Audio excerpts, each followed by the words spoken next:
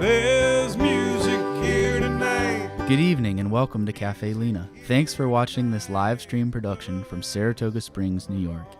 These live streams are made possible by the generous support of the Sarah B. Folk Charitable Fund and by our community of subscribers. Special thanks to our Virtuoso level subscribers and lifetime Cafe Lena members. By buying a ticket for this performance, you're supporting independent music and the mission of our historic nonprofit venue. Enjoy your front row seats for this show live from Cafe Lena.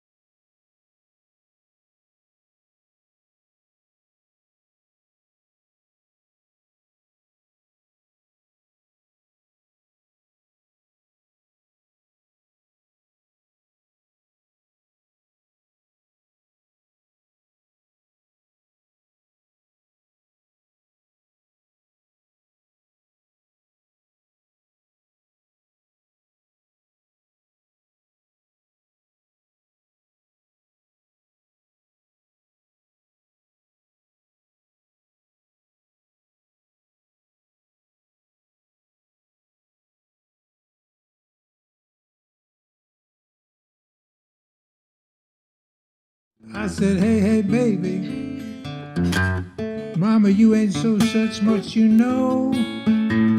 Ooh, I'm going back down south. I'm gonna leave all this rain, sleet, cold, and snow.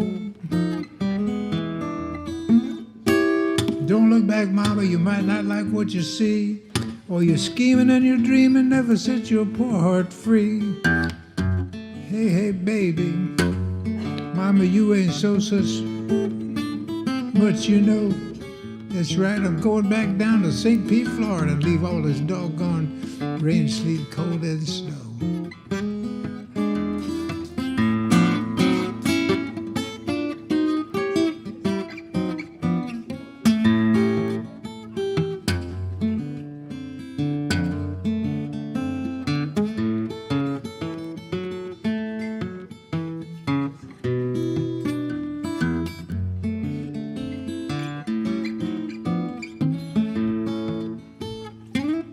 Papa told mama how it's going to be. You know that mama said, Papa, Daddy, you just wait and see.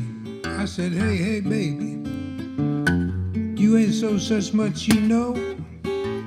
I'm going back down south. I'm going to leave all this rain, sleet, cold, and snow. Well, I said, save all your sorries. You might need one of them someday. Before you move the lips, girl, you better stop and think what you're about to say.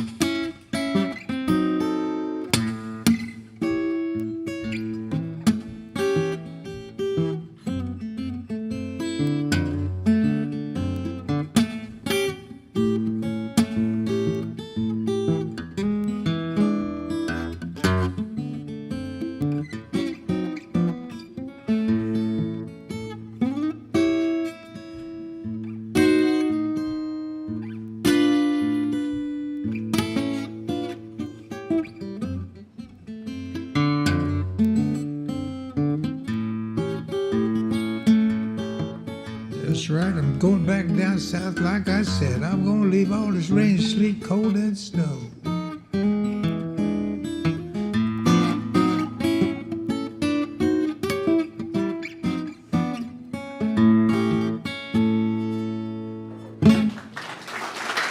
you. Thank you very much. And now I'm going to do this song. I never have a set list. I kind of just wing it every night. I usually don't do this song early, but this is a song I wrote for Reverend Davis. I called The Preacher Picked the Guitar.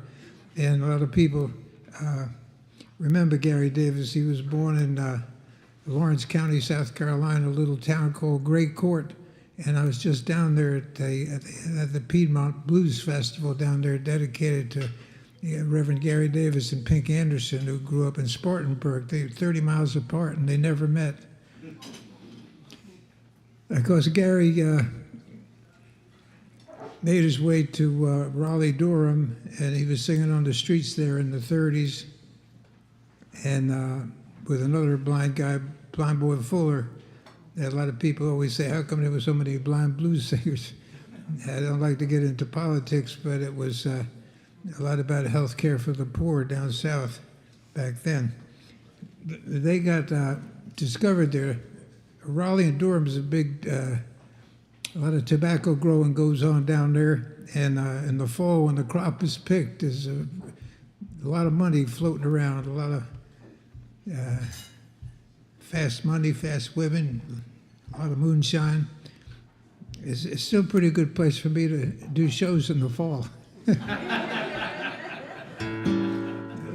Gary and Blind Boy Fuller at a local dry goods store used to sell blue 78s to the Afro-American community. And the guy was kind of a talent scout, and he wired New York and got a deal. They went up on the train and recorded up there. And Reverend Davis was a blues hound then. He wasn't a reverend yet. And he they made some 78 RPM records. Gary made 2 songs on 178, blues songs, and then they got Religion. A big city will do that to a lot of people quick. Yeah. Some of you people have been to Albany, changed your life. And Gary's blues, Gospel 78's outsold his blues record, and he didn't record again for many years. He went home and sang on the streets, and then Annie Davis met him down there. He was kind of a wandering minstrel, didn't have an apartment or anything, and she took him in and married him up. And by 48 or 49 or 50, she got a job in the Bronx, domestic work, and dragged Reverend Davis up there. And he started a little church and played on the streets. And Peter, Paul, and Mary, folk music happened in about 1960. It started to break open. And I know you guys. Elvis was in the Army. Jerry Lee Lewis married his cousin. That didn't help rock and roll much. Little Richard went back to the church after Tutti Frutti and all that jazz. Chuck Berry was in jail on the Mann Act. And Buddy Holly got killed in a plane crash. I saw Buddy Holly 3 times. I'm a lucky man. But that opened the door. Rock and roll was dying. So they snuck folk music in. Harry Belafonte was the first folky act to sell Deo and Banana Boat Song.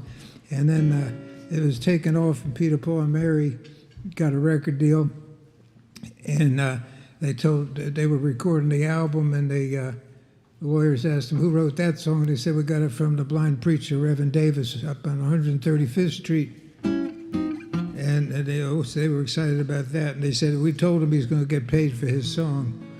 And so he came down there, and the lawyers asked him, did you write that song, Reverend Davis? And he said that he couldn't read or write, and they were pretty excited about that. And Peter Yarrow, God bless the good folk singers, it was either Peter Yarrow or Paul Stokey. They all looked the same to me with little beards, you know. It was a thing back then. And Peter Yarrow said, where'd you get that song from, Reverend Davis? And he leaned his head back in the chair and looked at the heavens and said, the song was revealed to me in the spring of 1918. So the lawyer said, he said, put the name on the contract. His first check was $11,500. Never sang on the street again. And Peter, Paul, and Mary hooked him up with Manny Greenhill, Folklore Productions in Cambridge, Massachusetts. And Manny was managing Joan Baez and Doc Watson and Dave Van Ronk and a lot of big folk singers. And they published all his songs. And the rest is history. He ended up, when he died on May 5th, 1972, he owned 2 homes, had a rental property in New Jersey and a house in Queens. And Mother Davis used to jokingly say in years to come, that nobody could ever say she married him for his money.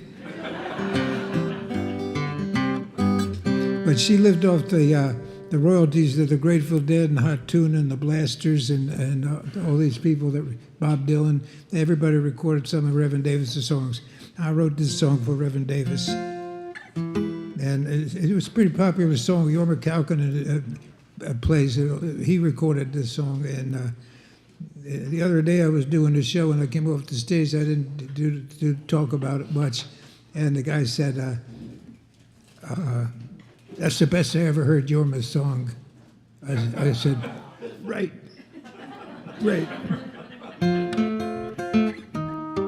Thank you.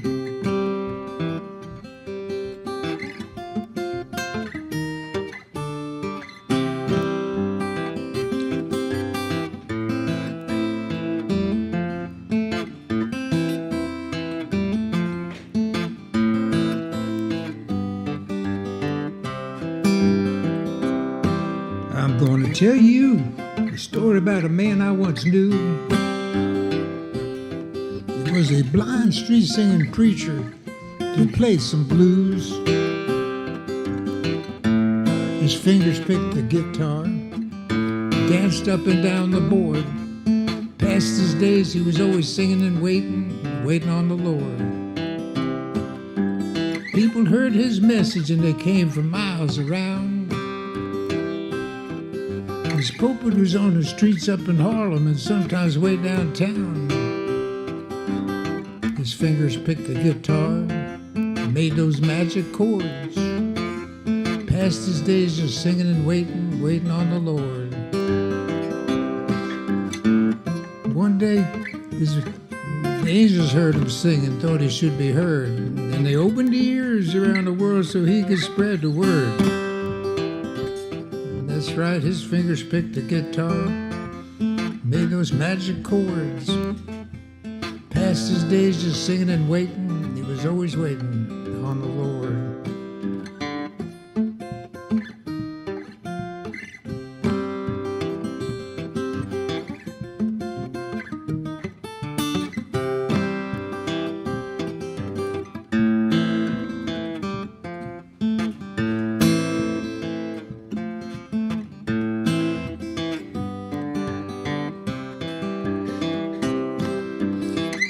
He sailed across the ocean to London and to France, thanking Jesus every day for giving him that chance. Preacher picked the guitar, hands made magic chords, passed his days just singing and waiting on the Lord. One day his voice was quiet as time had come. He knew where he was going and where he had just come from. Fingers picked the guitar, danced up and down the board, passed his days just singing and waiting, always waiting on the Lord. Told you a story about a man I once knew. He was a blind street singer preacher that played some blues. Fingers picked the guitar, made those magic chords, passed his days singing and waiting on the Lord. Thank you.